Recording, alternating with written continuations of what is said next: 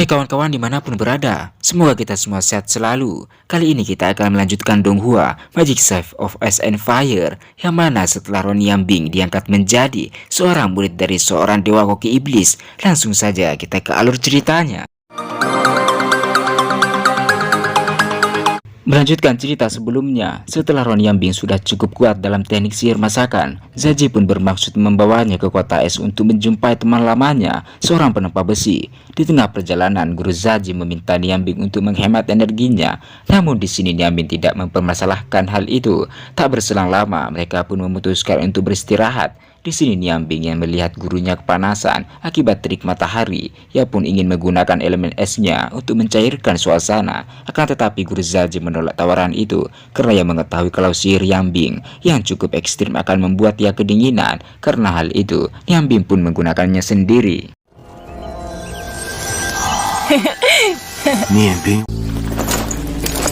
Tak berselang lama mereka ditemui oleh kedua prajurit yang ingin mengusir Niambing dan guru Zaji, karena sebentar lagi pasukan kavaleri akan melewati tempat itu. Akan tetapi di sini Niambing tidak suka dengan cara mereka yang semena-mena, dan di sini kedua prajurit itu mengatakan kalau mereka kesatria bulu perak. Guru Zaji yang mengetahui kalau mereka pasukan kebanggaan Kekaisaran Aulan memilih untuk pergi. Namun berbeda dengan Niambing yang masih tidak percaya, orang-orang itu mengatakan mereka sendiri seorang kesatria. Karena ucapan Niambing, kedua prajurit itu pun marah dan langsung menendang gerobak milik Zaji, terlebih hendak memukul guru Zaji. Akan tetapi Niambing dapat bergerak dengan cepat menangkis serangan itu.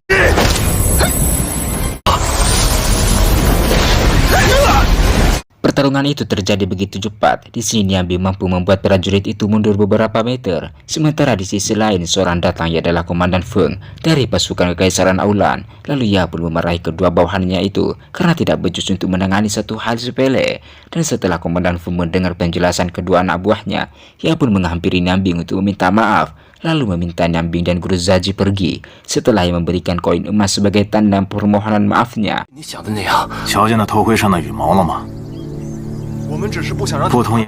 Setelah semuanya kembali seperti semula, Komandan Feng pun melapor kalau situasi aman kepada seorang petinggi Kekaisaran Aulan bernama Ruyuran. Di sini Ruyuran memilih untuk beristirahat, sementara Niambing yang masih berada di sana sontak menoleh ke arah Ruyuran dan ia pun terkejut. Bagaimana tidak, wajah Ruyuran mirip dengan ibunya. Ia pun berlari ke arah Ruyuran, akan tetapi ia dihadang oleh prajurit tadi. Karena serangan Niambing membuat ia semakin marah, lalu menyerang lagi ke arah Niambing. Akan tetapi sebuah pedang doki sangat halus menghentikan serangan orang itu. Ternyata itu adalah doki milik Ruyuran, yang rupanya tidak ingin menyakiti seorang bocah. Dan di sini tidak ada lagi yang menghentikan Niambing. Ia pun main nyusur aja nih, memeluk Ruyuran. Karena hal itu membuat Lancen anak Ruyuran cemburu, terlebih yang mendorong Niambing. Hal itu membuat baju Ruyuran sobek sedikit, membuat prajurit yang ada di sana cuma cuci mata. Nah di sini Ruyuran yang masih heran, ia pun bertanya apakah dirinya mirip dengan ibu Niambing. Niambing menjawab kalau yang mirip dengan ibunya, dan hal itu semakin membuat Lancen marah. Ia pun mengatakan kalau dia lebih cantik daripada Niambing. Ia mengatakan Niambing rambutnya warna kuning, jelek kayak itu, Akan tetapi Ruyuran tidak mempermasalahkan hal itu, terlebih yang memeluk Niambing setelah mendengar penjelasan Zaji kalau kedua orang tuanya mati mungkin membuat ia trauma.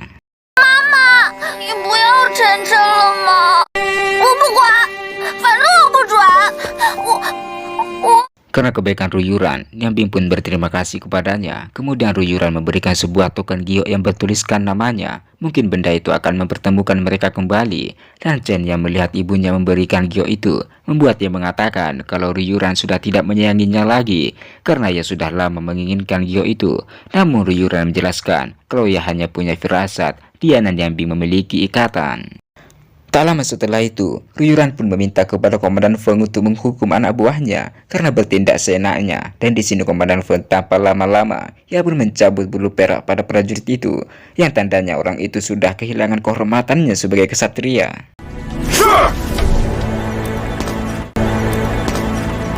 Sin kembali ke Niambing yang baru saja pergi. Di sini kekuatan Ruyuran membuat ia bertanya-tanya, apakah ia menggunakan Doki? Di sini pun Zaji menjawab, kalau ia pernah melihat Doki yang serupa, akan tetapi hal itu ia lupa. Dan di sini ia pun bertanya balik kepada Niambing, apakah Niambing mengetahui tingkatan sihir seorang? Niambing menjawab, kalau ada beberapa tingkatan penyihir, yaitu dasar, menengah, tingkat lanjut, penyihir agung, agung magic scholar, dan magister, serta pendeta keturunan dewa. Dalam hal ini, Zaji membenarkan tingkatan itu, lalu ia pun beranggapan kalau Ruyuran seorang master. Belum sampai di situ, Zaji pun meminta Niambing untuk menjaga giok pemberian nyonya itu, yang tak lain orang itu Ruyuran yang diberikan olehnya. Nah, di sini Niambing mengatakan kalau giok itu membuat ia terasa aneh, membuat tubuhnya hangat. Setelah Zaji melihat giok itu, yang ternyata itu adalah giok anti yang terbaik, ia pun meminta Niambing untuk membalas budi Ruyuran suatu saat nanti. Sementara di sisi lain, Ruyuran rupanya pergi untuk menemui pendeta Bingji, yang mana di sini Ruyuran ingin membawa anaknya menjadi murid Bingji, karena hanya dialah yang mampu membuat Lan Chen menjadi seorang descendant. Bagi yang belum tahu, Bingji adalah guru ibu Niambing, dan dialah yang membuat Niambing kehilangan kedua orang tuanya. Di sisi lain, Binglu yang baru saja datang langsung melapor kalau mereka tidak menemukan jejak keberadaan Niambing. Sontak Ruyuran yang baru saja datang memasuki aula utama mendengar hal itu. Ia pun teringat pada bocah tadi yang tak lain Niambing sendiri yang mereka bicarakan. Nah, di sini pendeta Bingji yang mendengar perkataan salah satu dari penyembah pagoda es itu membuat Bingji marah lalu menyerang ke arah mereka. Namun di sini Binglu menahannya sendiri karena dialah yang bertanggung jawab. 祭司大人，一切责任在我，愿接受所有惩罚。 Sin berpindah kembali, Niambing dan gurunya yang baru saja memasuki kota es. Karena perjalanan mereka, Niambing pun merasa lapar. Di sini Zaji yang mendengar perkataan itu, ia pun membawanya ke salah satu warung. Namun ketika Niambing hendak memasuki warung itu, tiba-tiba ia melihat wanita bercadar yang ia temui di hutan bunga persik. Akan tetapi ketika ia mengejar wanita itu, ia pergi begitu saja. Tunggu! 不是说饿了吗？ Tak lama kemudian Niambingnya sudah kembali. Di sini dia mengomentari pesanan gurunya, yaitu roti kukus. Tentu hal itu membuat Niambing ingin memakan masakan lagi karena ia sangat lapar. Setelah mereka memesan beberapa roti kukus dan sayuran, namun karena masakan di warung itu membuat Niambing muntah, gurunya Zaji pun berinisiatif membuat masakannya sendiri. Hitung-hitung ia mengajari teknik baru kepada Niambing. Lalu ia pun memanggil pelayan untuk meminjam dapur.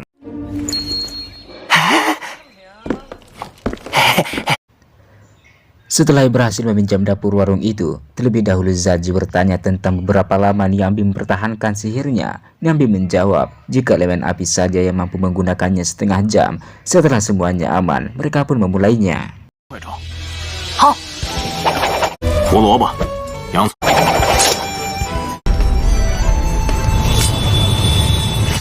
Tak lama kemudian Niambing pun harus menstabilkan pemanasan elemen apinya untuk inti dari pemanasan itu. Setelah ia berhasil membuat apinya stabil, makanan itu pun jadi, membuat aroma yang begitu wangi terlebih. Si pemilik dapur tergoda oleh baunya.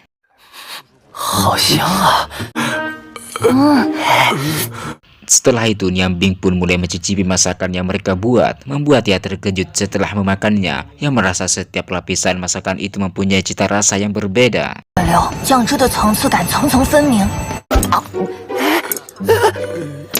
Hanya dengan hitungan detik saja, ia menghabiskan masakannya, membuat pelayan dan si pemilik dapur itu menggigit jari mereka karena tidak kebagian. Terlebih si pemilik dapur meminta untuk dijadikan murid Hajazi. Seketika Sin berpindah ke pagoda es. Di sini Ruyuran mengatakan maksud kedatangannya untuk menjadikan Lan Chen murid Bingji. Namun Bingji terlihat tidak tertarik. Namun setelah Ruyuran memberitahu Bingji kalau Lan Chen memiliki sihir Expionix, membuat ia menoleh ke arah Lan Chen. Akan tetapi Lan Chen jika ia ingin menjadi murid pagoda es, ia tidak lagi seorang bangsawan klan Lan. Terlebih ia harus mengabdi hidupnya untuk pagoda es seutuhnya. Lan Chen di sini sempat bimbang. Namun Ruyuran ingin anaknya menjadi seorang descendant, ia pun harus menerima itu. Dan tak lama kemudian Lan Chen pun menyetujui hal itu.